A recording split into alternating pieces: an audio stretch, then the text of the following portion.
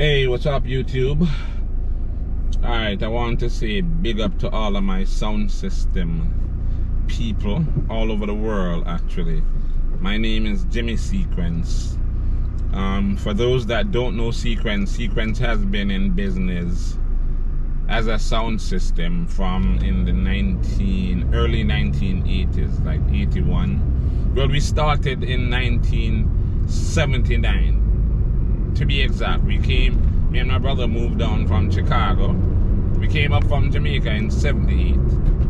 To put the whole Sequence thing in context, we came from Jamaica in 1978. We moved to Chicago. We came back down to Florida in 1979. And when we came down, we started what we called back then Unitone. That was the name of the sound before it became Sequence, Unitone. What we started with a Radio Shack receiver. A receiver, you know, the ones with radio on it. We started with a Radio Shack receiver. And we bought a guitar box, you know, the 4-speaker, they had 412s. We bought it from Swap Shop back in the days when Swap Shop was just one little container. Saying? So we started with a regular radio receiver and a 412 guitar box. And the sound was called Unitone back in the days. Saying? That was when me and Byron was in high school. We were little kids, actually, because I came here, I was 13, Byron was like 15. Saying? We started just to play at little parties and whatever and whatever. As we get more and more into the sound system thing, we started to play at bigger events and thing. And then we changed the name from Unitone to Sequence. Why Sequence?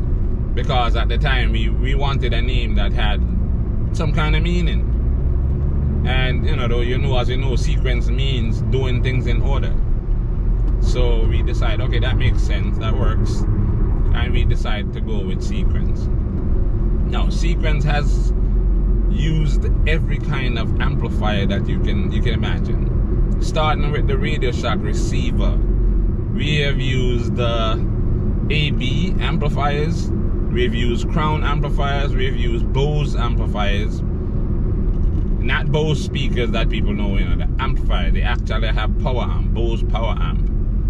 We have used Carver amplifiers. At one point we were using a Carver 1.5s for bass. Very lightweight. Those were the first lightweight amplifiers, the Carver. And believe me, the Carvers play a wicked bass line, but the fans was noisy. Seeing? So we had the Carvers playing bass back in the 80s. Again, the fan was just crazy. The fan was making so much noise that it was annoying. But that was our first step into the lightweight amplifier scene. After that, we went to QSC. We used the QSC 3000s on the bass line. So back in the 80s, the original Sequence that you hear everybody talking about, 80s, we were using the QSC 3000s on the bass line. So we had like 6 of them on the bass. And we had 4 QSC 4000s on the mid bass.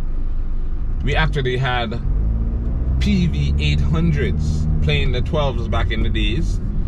And Crown, the small Crowns, playing horn and tweeter. So the original Sequence that everybody talked about, the big Sequence, back then we had 24 bass box. So all the man them are run up them face now and go on like them think big. We had 24 boxes in the 80s. Every big dance that was kept in South Florida. If it's Stone Love or Bodyguard or Inner City or Travelers or Renaissance, Bass Odyssey, Jaro, Silverheart, you name it, every one of those big dances. If we weren't in the dances, they were using our sound system.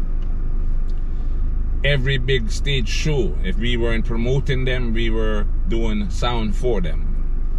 Just to give information of where Sequence is coming from. So we've been in the thing for 35 going on 40 years. Seeing? And right now we've rebuilt the sound. We started with the QSCs, we You know, back in the early 90s, my brother moved to Atlanta. He lived in Atlanta for multiple years. Sequence was pretty much not playing anywhere. I started my business, which is, I'm actually heading to work right now. Father's Day, but you don't know work of it.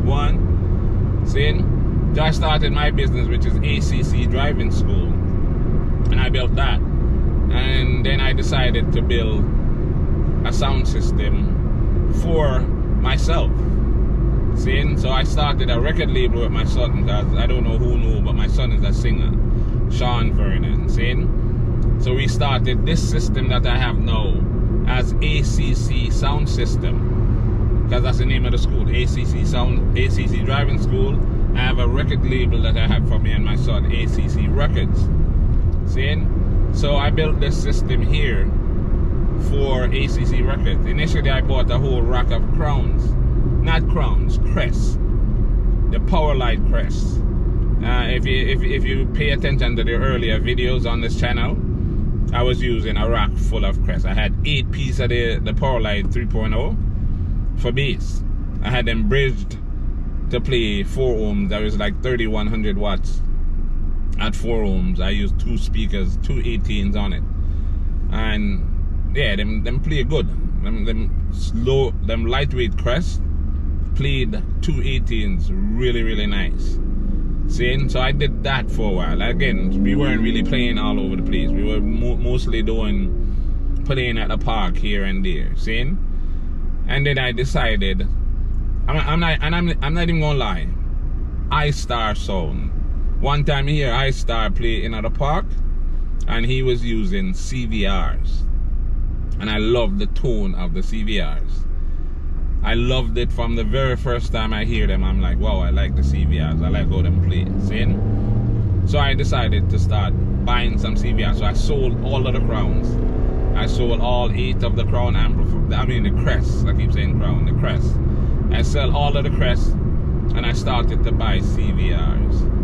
And I mean, I don't have to tell anyone. I love the CVRs. I love the CVRs. I love how they play. I love the depth of the CVR. Now, you know, there's a matter of opinions. If you talk to sound people, some love CVR, some don't like CVR, some love ADMARK. You know, the ones that can afford Powersoft love Powersoft. They love lab grouping. There are lots of amplifiers. If you want my opinion on it, practically any amplifier can play nice. Amplifiers are just power sources, right? If the amplifier is playing enough power and you match it with the correct speakers and tune it properly, it will play wicked. See? Like the Chinese amplifiers. I mean, that would be the ADMARK, the CVRs, and whatever other brand comes out of China. Keeping in mind that practically everything is made in China, so you can't really diss the Chinese amp them. I mean, no man who used to diss the Chinese amp them that is actually using the Chinese amp now instead of their Powersofts. See? Right now, they have the ADMARK, what they call the AD60. A lot of people are gravitating towards that because it plays a lot of power, like 11,000 watts per channel at 2 ohms. And trust me, them play wicked. I was using the CVR 3302s on bass until recently. I just ordered 2 of the new CVRs, which is the 4302. Those amplifiers are now playing 12,000 watts per channel at 2 ohms. So they have upped it to 1,000 watts per channel more than the ADMARK AD60. So I ordered 2 of them. I haven't really gotten them yet, but that's what I'm going to be using on my bass line from now on. So I'm moving the 3002 up to mid bass, and I bought a 4-channel 3302 on the mid bass, and I bought 3004, which is the 4-channel CVR 3004 on high mids, and then I'm using the 2004 and horns and tweeter. So that's the new setup. I haven't played it like that yet, except in my garage, obviously. But my opinion on amplifiers: CVRs, ADMARKs, Powersoft, lab grouping, whatever amplifier you have, as long as you're playing enough power to play your speakers. Again, if you match the speakers with the amplifiers, you can get them to play wicked regardless of how much you paid for it. You know, if you buy a Mercedes or a Corolla, you drive into New York, you'll get to New York. Trust me. The Corolla is going to get you to New York probably just as fast as the Mercedes. The Mercedes will be a smoother ride, obviously, because it's a more of a quality car. Powersoft is a quality amp. And the fact that you have a Powersoft, and I'm looking at the camera when I'm saying it, the fact that you're using Powersoft does not by itself guarantee that you're going to play properly. Because I hear a lot of people with Powersoft that don't know what they're doing and it sounds like crap. Same way if you're using CVR or ADMARK and you don't know what you're doing, it will sound like crap. So how your sound plays is more about how much you do as far as tuning, how much you know as far as tuning, how you tune the sound, how you set your frequencies, and you know, your ears. Because I mean, people tune sound according to their ears, right? If you know, people listen different, people hear things different. So you will hear one man sound a certain way, and that's what the owner wants to hear. That's what he feels comfortable hearing. That's what he's striving to achieve from his sound. That's all good. I mean, everyone hears differently, but you know, we still have a general idea of what sounds good. You feel me?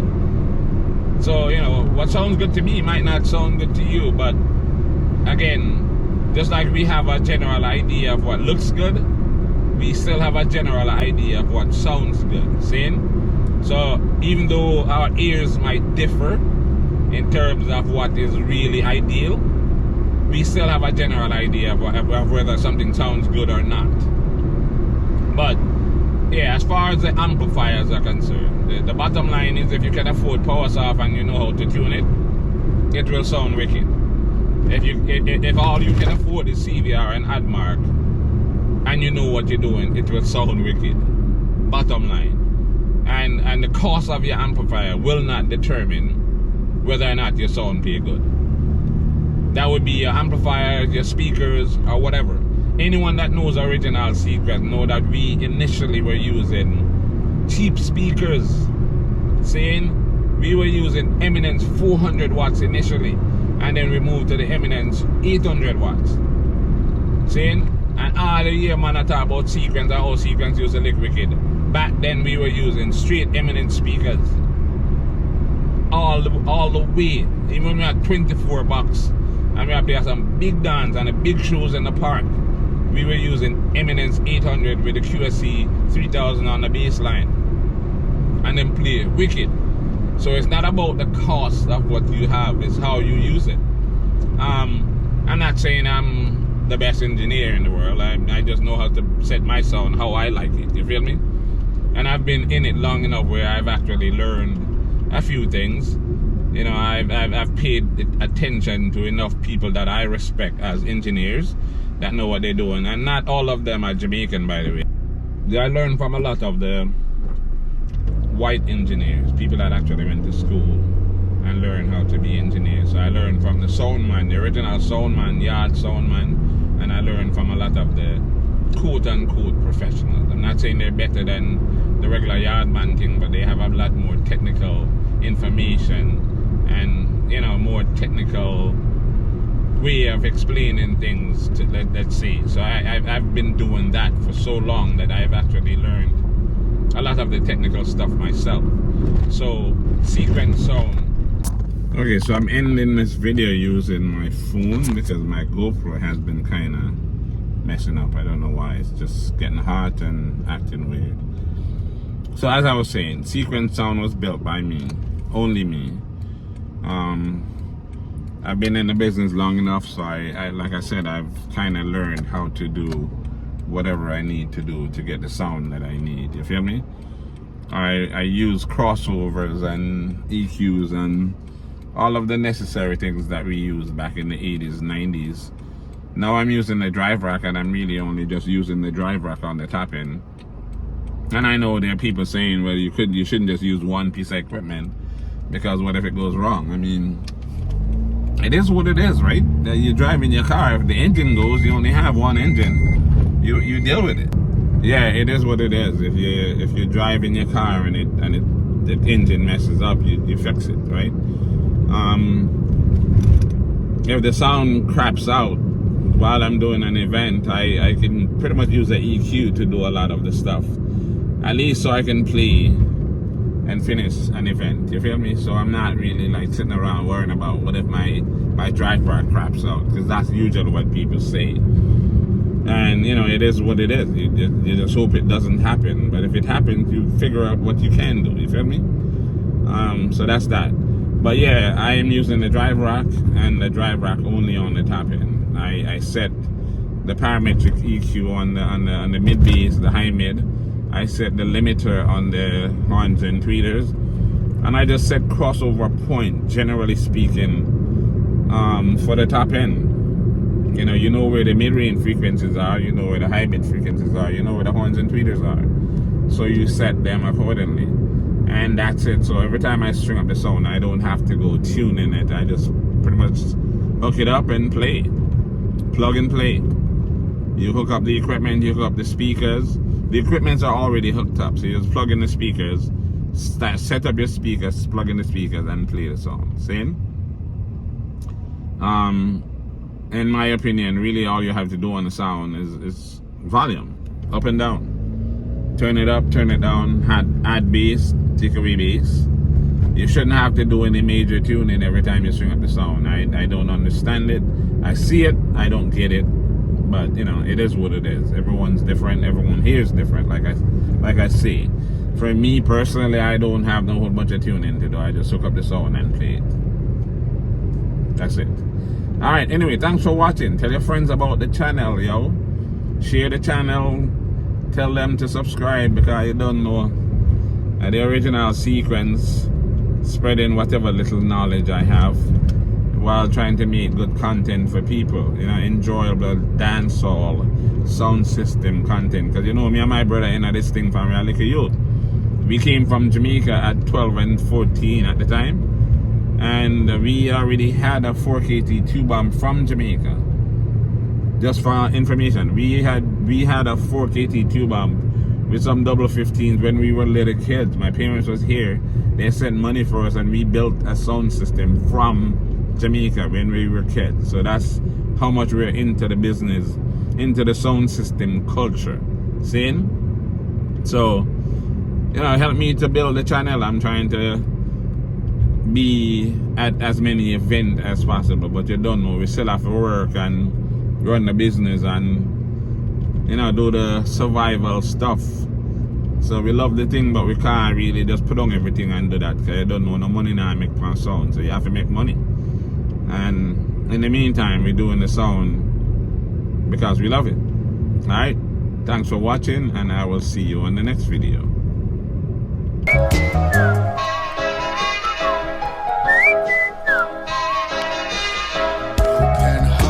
Sound boy, calling in the dancehall. A disappointed sound boy who has no double plates at all.